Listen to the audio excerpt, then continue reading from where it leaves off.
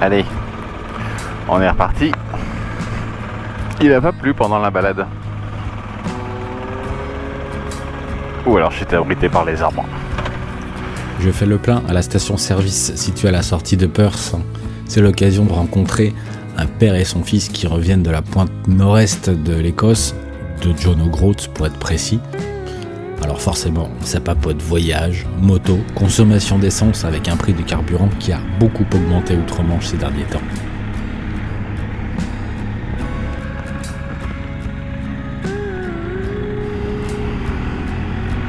Donc, on redescend vers Perth.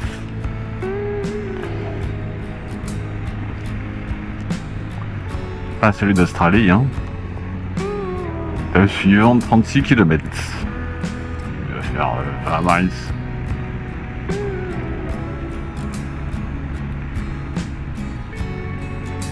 Si c'est des jonquilles, elles sont un peu palotes.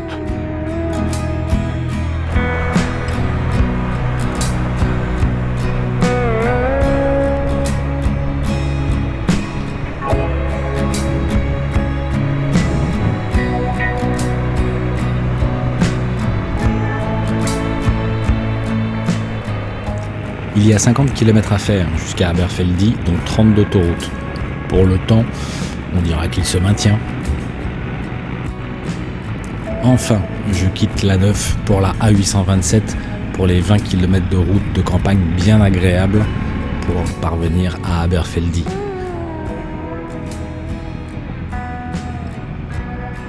Très grossièrement, la route suit le chemin de la River Tay. Le paysage est vallonné, parsemé de moutons et très vert, pas étonnant vu ce qu'il tombe. Je vais traverser quelques hameaux et villages. La pierre est omniprésente comme matériau de construction.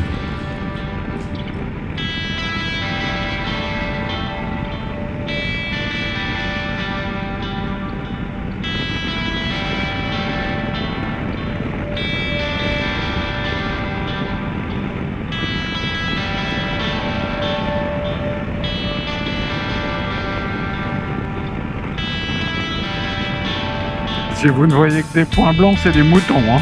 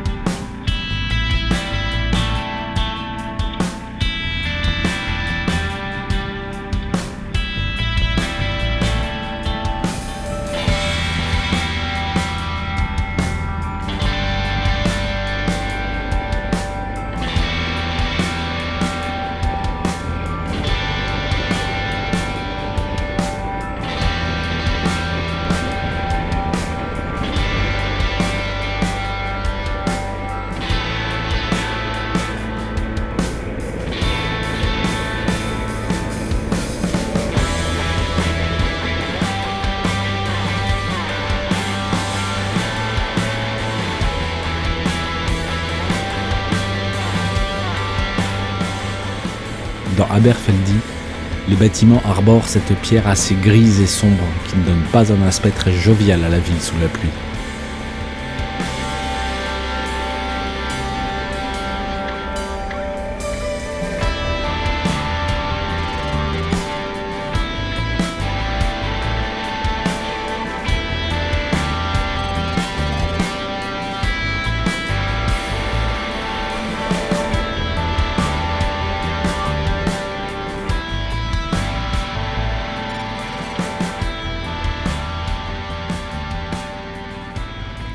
Comme prévu, je m'arrête au Watermill.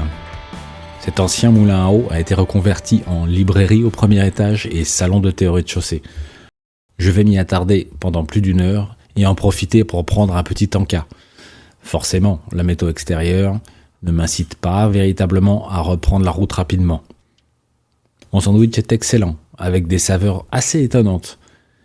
Mais la recette des épices est un secret maison malgré mes tentatives. En sortant du salon de thé, juste avant de repartir, Je vais tirer le portrait de l'église que j'avais aperçu juste en arrivant. Il est enfin temps de reprendre la route. À la sortie d'Aberfeldy, une cavalière et son cheval vont posément traverser le pont. Le feu va passer au rouge, puis au vert, puis au rouge, puis au vert.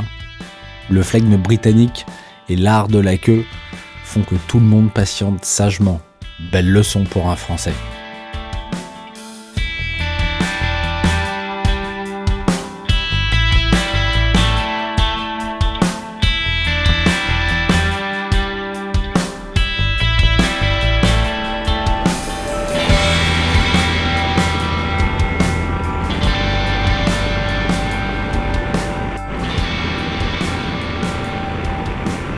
Le paysage se vallonne un peu plus, car nous nous approchons progressivement des Cairngorms.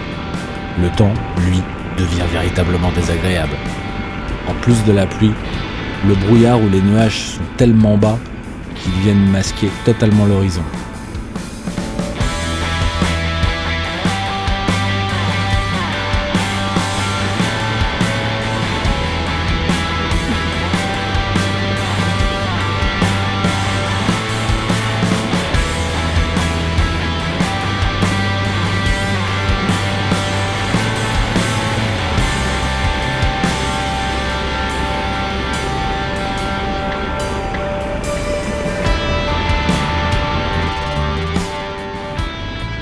Sous une pluie qui s'est légèrement calmée, je parviens à Tummel Bridge pour voir l'ancien pont sur la rivière Tummel, situé sur la route militaire que nous allons emprunter toute la journée ou presque.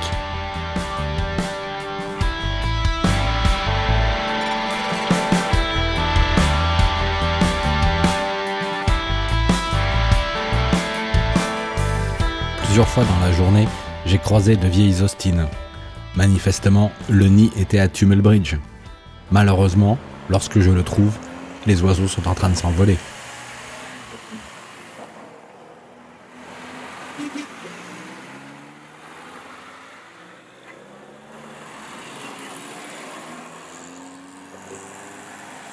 J'ai trouvé le nid.